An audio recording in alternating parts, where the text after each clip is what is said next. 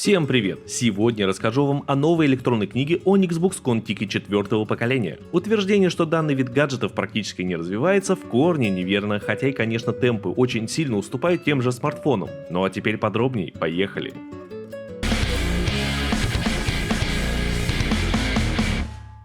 Серия Contiki изначально была создана для тех, кому стандартных 6 дюймов стало мало. Чего уж там, PDF-ки и сканы журналов действительно сложно разобрать на небольшой диагонали. А вот 7,8 дюйма это уже проверенный временем размер iPad mini первых поколений. То есть все еще относительно компактно, но информации помещается значительно больше. И если с экраном у Contiki 4 практически нет отличий от прошлых поколений, то есть тут, как и всегда, актуальная версия E-Ink для своего года выпуска. В данном случае карта плюс с плотностью пикселей в 300 ppi и двухцветной подсветкой, которая регулируется отдельно, то вот с железом солидный прогресс.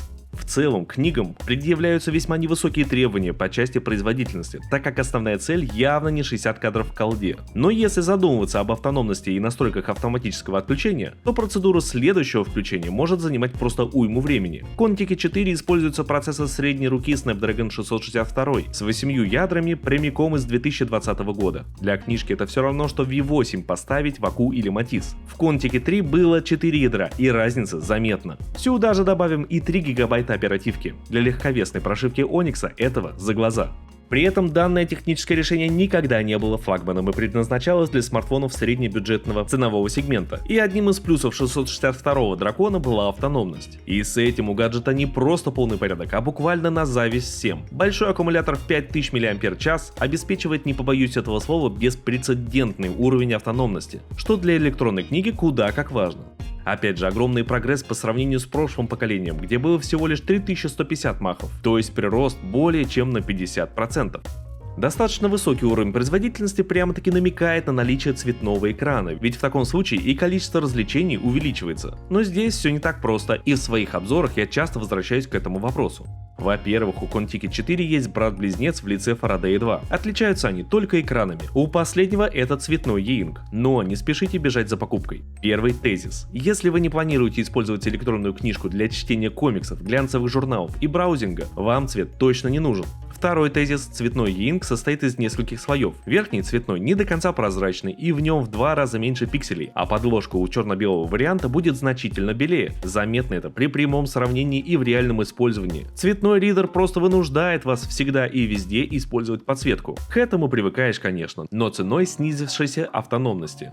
У Contiki 4 же просто прекрасный черно-белый экран с огромным разрешением, а фирменный алгоритм Snowfield при перелистывании убирает практически все артефакты, даже без полной перерисовки картинки. Преимущество E-Ink перед ЖК или AMOLED очевидны. Каждый пиксель тут колбочка с краской или пигментом, который разворачивается либо белой стороной к пользователю, либо черной. Изображение статично и не мерцает, а также не требует электроэнергии для отображения уже сформированной картинки. А на солнце экран слепнуть не будет. Наоборот, чем больше окружающего света, тем лучше видна информация на электронной бумаге. Подсветка таким образом нужна только если становится темно, и она лишена мерцания для максимального удобства использования. На самых быстрых пресетах обновления экрана можно пользоваться Contiki 4 как планшетом, но многого не ждите, и частота обновления экранов даже не дотягивает до 30 Гц. Все-таки в первую очередь этот гаджет про книги. И мы как раз переходим к части про непосредственное удобство использования, связанное с эргономикой и программной частью. Неожиданно тут находятся минусы. Корпус книжки с одной стороны добротный, из металла, спереди матовое стекло, а в комплекте идет магнитный чехол потрясающего качества. Поверьте, мягко говоря, не у всех такой идет в комплекте. Но рамки вокруг экрана великовато для 2025 года, а отступы сверху и снизу и вовсе огромные. При этом полное отсутствие каких-либо механических кнопок. Ни для регулировки громкости, ни для перелистывания. Все управление происходит с помощью тачскрина. При этом в старых Contiki была хотя бы одна кнопка снизу, которую я, например, настраивал на перелистывание вперед. А здесь достаточно большой размер книжки играют уже не в пользу Contiki 4. Ведь долго удерживать ее в руке не так и просто, учитывая немалый вес вместе с комплектным чехлом. Ну и отсутствие кнопок не добавляет баллов устройству. А вот с точки зрения программного обеспечения, все близко к идеалу. Гаджет использует в качестве операционки 11-ю версию зеленого робота с сильно переработанным лаунчером и юзер-интерфейсом в целом. Главный экран состоит из 4 вкладок, первая из которых отвечает за ведение и чтение книг, загруженных на само устройство. Вторая, по сути, является файловым менеджером, третья — список установленных приложений и, наконец, четвертая — настройки. Буквально все необходимое под рукой, а библиотека использует 2 предустановленных приложения: iReader X Pro и NeoReader 3.0. По сути, максимально максимально универсальное приложение для чтения, которое вы можете попробовать на любом устройстве с операционкой Android. Тут и кастомизация, и шрифты, и словари, но самое интересное это, конечно же, установка любых приложений на книгу. Для этого тут предустановлен магазин приложений RuStore и Play Market. Я лично использую для чтения онлайн-библиотеки, к которым и относятся те же Яндекс.Книги. Естественно, на их месте может быть и любой другой сервис, а наличие Wi-Fi и Bluetooth в Contiki 4 позволяет в том числе синхронизировать статус прочтения, а также слушать и аудиокниги не только через встроенные динамики, но и с помощью беспроводных наушников. И самое главное, это скорость работы всего этого. Я еще не видел книги быстрее, это факт. Даже элементарный выход из сна при открытии обложки происходит практически мгновенно, на зависть многим конкурентам.